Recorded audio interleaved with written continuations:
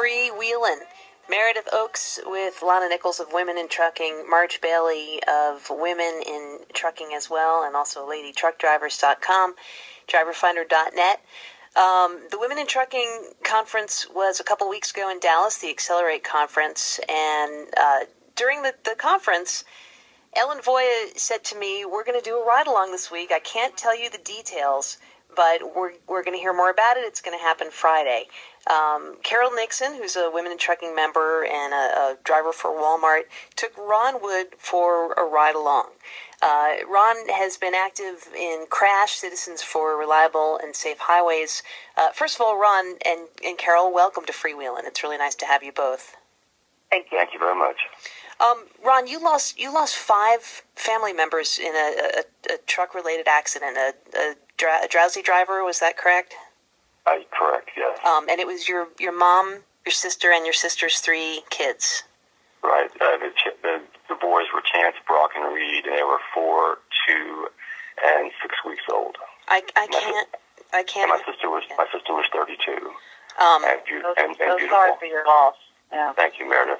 I can't imagine I can't imagine that kind of loss. It's staggering to think about, and I can't imagine going through it. And after that, you became involved with Crash and Truck Safety Coalition, correct?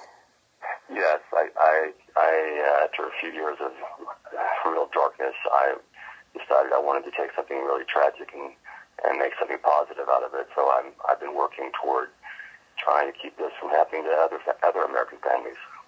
So when you found these organizations, what were the goals of them, and how did you feel you could help? The goals are just both these organizations are very pro-trucking. They're not against trucking. They just want there to be standards so that, again, these drivers don't drive tired or aren't pushed to drive tired. And I thought, well, that's what I want too. And I'm finding that's what many in the trucking industry want as well. And so that's what we try to do. We try to talk to transportation officials and politicians, and just to make things fair and that there be higher standards for all trucking companies across the country. Right, and we all have the same goals because we all share the highway, and we all want safe roads, and we all want our stuff delivered. So it makes sense that we have the same goals. But for you to have experienced such a tragedy and to put yourself in the middle of all these issues, how did you do that? It wasn't easy at first. I felt, I felt like I was sort of thrust into this trucking arena involuntarily, and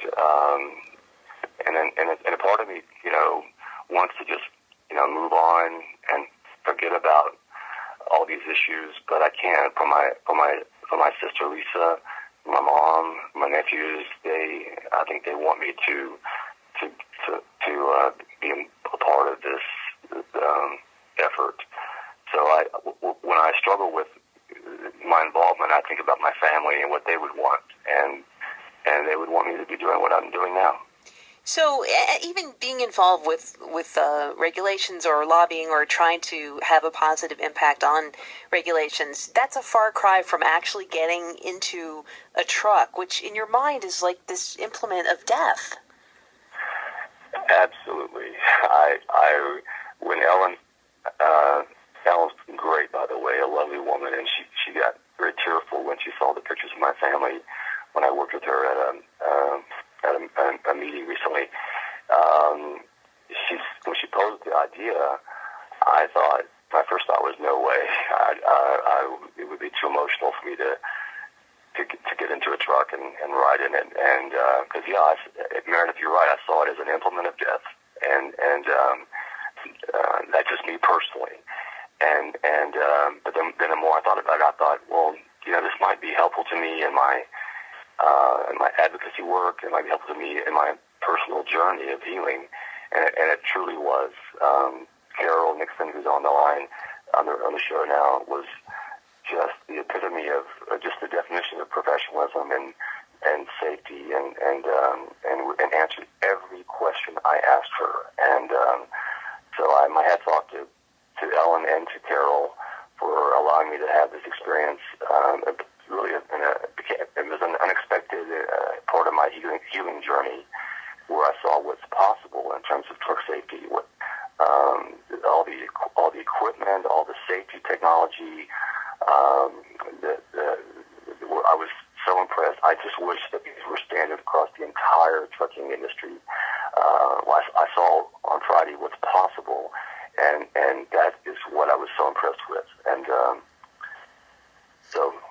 Right. Now, this ride-along just happened on Friday. Carol Nixon is on the line as well. Carol's the driver who took Ron Wood out. We're speaking with Ron of Citizens for Reliable and Safe Highways, and just also a concerned citizen. Carol is a member of Women in Trucking. She's on the image team. Carol, when Ellen said to you, when she proposed the idea of this ride-along, what did you think of it? I was for it. I really thought that it would be a good idea for Ron and for myself, and I think it's a step forward and for Ron, and it puts it into perspective also for me to actually speak with someone that has had such a terrible loss that most of us just can't even imagine. And I am really conscientious about what I'm doing going down the road, or just at all times. And you think about that. You put the faces with the names and the loss, and you think, wow, really, this happens all the time. And I agree with Ron. We need change. I would love to see the change and have fatigued drivers off of the road. Well, you humanize the loss, and listen, we only hear about it when a celebrity is affected. We all heard about Tracy Morgan and that crash because he's a celebrity. But to put a face and a life and a person on the issue, it's really profound. And it also strikes me that truck drivers often feel faceless because we never see you guys. Nobody can see who's driving. We just see this big truck. And a lot of times I think people forget that there's a person behind the wheel. Correct. Yes, I mean, I want to get home to my family, and I want, when I'm out doing my job, I want to get home. I definitely do not want to have an accident. I'm always paying attention to what I'm doing, and, it's like I was telling Ron, if I get tired, I pull over. I absolutely do not drive tired. It's just something you can't do. Right, so tell us about some of the other things that you wanted to express to Ron during the ride-along. I wanted him to see some of the safety features and stuff that we have, and let him know, like at the company that I drive for Walmart Private Fleet, if we are tired, we pull over. The company stands behind us 100%. They don't want us driving tired. It does not matter if it's a late delivery.